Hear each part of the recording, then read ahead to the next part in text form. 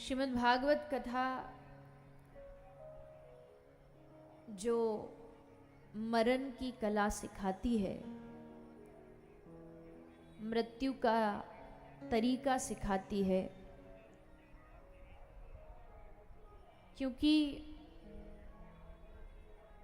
संसार में अनेक ग्रंथ हैं, पुराण हैं, उपनिषद हैं,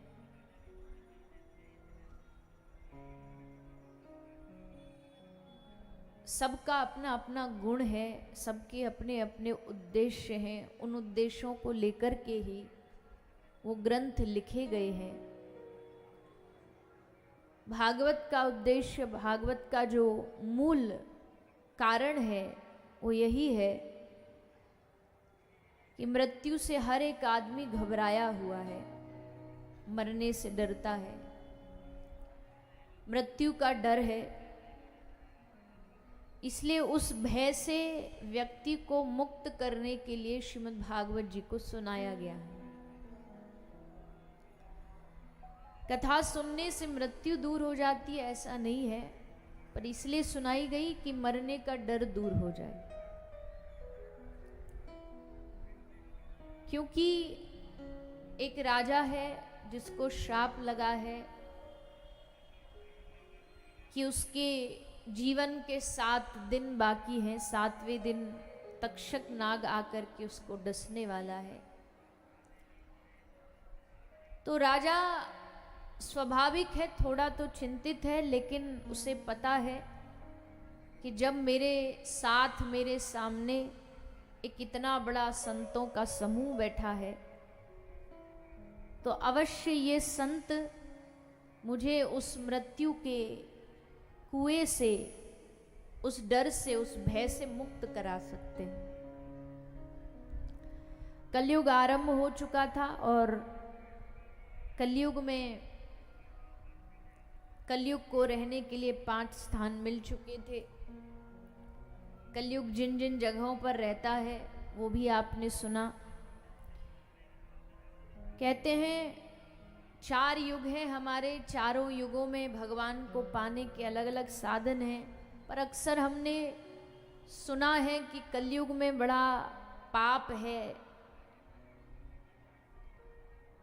लेकिन भागवत की माने तो भागवत लिखती हैं कि हाँ, कलयुग में पाप भी होंगे, कलयुग में बुराइयां भी होंगी, लेकिन कलयुग में एक सबसे अच्छी चीज है जो बाकी के 3 युगों में नहीं है।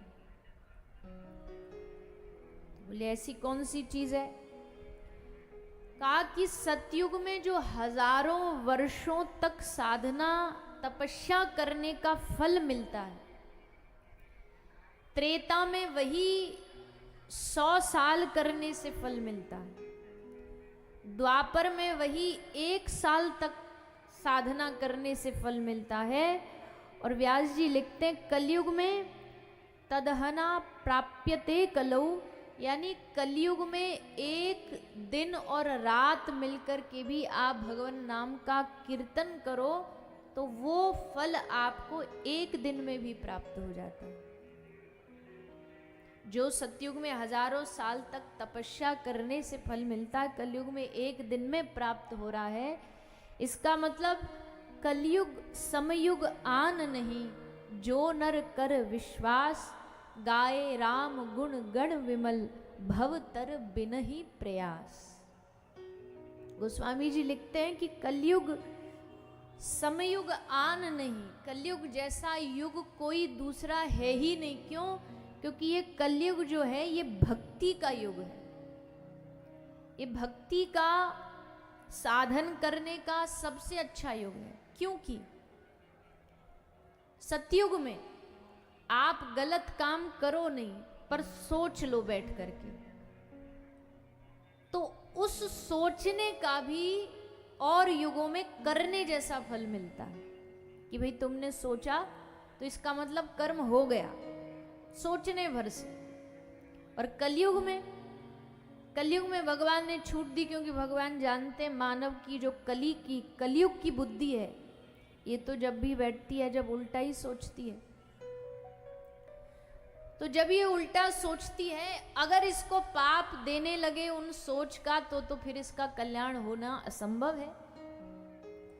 इसलिए भगवान ने थोड़ी सी छूट दे दी कि कलयुग में मन पर तुम्हारा अगर नियंत्रण नहीं भी है तो भी अगर तुम भगवान का नाम स्मरण जाप करते रहोगे तो कली काल में कलयुग में भगवान की प्राप्ति तुमको सहज में हो जाएगी। और यही कलयुग का लाभ है। कोई बहुत बिरला ही होगा जिसने कभी ये सुना होगा, अन्यथा तो जितने भी ग्रंथ हैं महापुरुष हैं वो यही कहते हैं कि भैया भगवान को पाने के लिए आपको ना तो घर द्वार छोड़ना ना संसार छोड़ना, बस जहाँ हो जैसे हो आप बस हरि का भजन करो, हरि का स्मरण करो, उनके नाम का जाप करो। कलयुग में नाम रटते रटते रटते रटते जपते जपते राम राम राम राम राम कृष्ण हरि श्री राधे हरे कृष्ण ये बोलते बोलते ही जीव का कल्याण होना कलयुग में संभव है। कोई ये कहे कि जी मन लगा करके नहीं होता, तो फिर कलयुग में ये भी छूट दी कि तुमको बस जपना है। ऐसे कैसे जपने से ही केवल कल्याण हो जाएगा क्या? बोले बिल्कुल होगा। भोजन आप खा रहे हो, मन कहीं और है, टीवी देख रहे हो, किसी से फोन पे बात कर रहे हो, भोजन कर रहे हो, पर फिर भी भोजन करने से भले मन कहीं और हो पर पेट तो भर ही जाता है।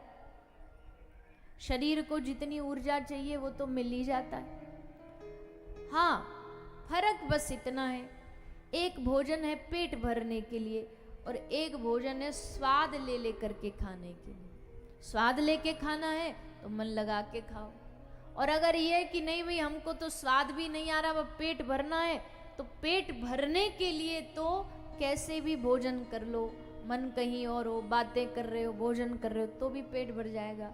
वैसे ही भगवान का नाम है, अगर कल्याण के लिए जपना है तो जपते रहो, मन कहीं भी और हो, कल्याण तो होगा ही होगा।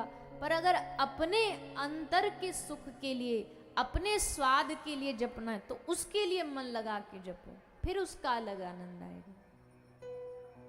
इसलिए कलयुग समयुग आन नहीं, जो नर कर विश्वास। हाँ, सुखदेव जी महाराज कहते हैं, कलेर दोष निधे राजन अस्ति एको महान गुणम। जैसे कीचड़ हो, खूब सारा मैल हो, कीचड़ हो, गंदगी हो, अब है तो कीचड़, पर उस कीचड़ में एक फूल खिलता है। कौन सा फूल खिलता है? कौन सा फूल खिलता है? कमल।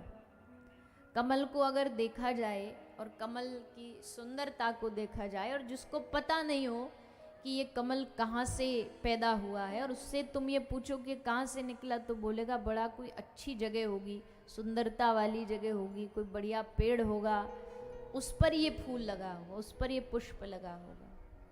आप उससे कहो नहीं ये गंदगी कीचड़ से पैदा हुआ है, तो मानेगा नहीं। अगर पता नहीं है तो कहेगा इतना सुंदर पुष्प कीचड़ में कैसे हो सकता है। जैसे कीचड़ में एक फूल खिल जाता है, वैसे ही श्री सुखदेव जी कहते हैं, हे राजन, ये कलयुग दोषों का कीचड़ है, दोषों का खजाना है, पर इस दोषों भरे कलयुग में एक कमल पैदा हुआ, और वो कमल है भगवान का हरिनाम। इस इतने गंदगी भरे युग में भी एक भगवान नाम का कमल खिला, इसको जो अपने जीवन में ग्रहण करता है उसका कलयुग में कल्याण होता है। तो इसलिए कलयुग शुरू हुआ, सब संतों की शरण में राजा परीक्षित गए। परीक्षित जी ने जाकर के संतों से निवेदन किया, अतः पृच्छामि संसिद्धिम योगी नाम परमम गुरुम पुरुषस्य यत् कार्यम म्रियमाणस्य सर्वथा। मरणासन्न व्यक्ति को क्या करना चाहिए?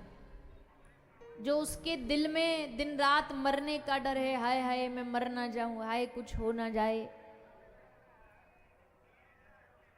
उन लोगों को मृत्यु के डर से बचना है तो क्या करें? तो श्री सुखदेव जी वहाँ पधारे और सुखदेव जी ने कहा, हे राजन, अब मैं तुमको वो कथा सुनाऊंगा जिसके श्रवण पान से, जिसके सुनने से 7 दिन की बात तो छोड़ दो, क्षणार्धम क्षेमार्धम, एक क्षण में भी तुम भगवान को पा सकते हो, भगवान को प्राप्त कर सकते हो। बस शर्त है कि पूर्ण समर्पण के साथ इस कथा को सुनना और इस आशा से सुनना कि ये जो भागवत है ये मुझे भगवान के और करीब लेकर के जाएगी।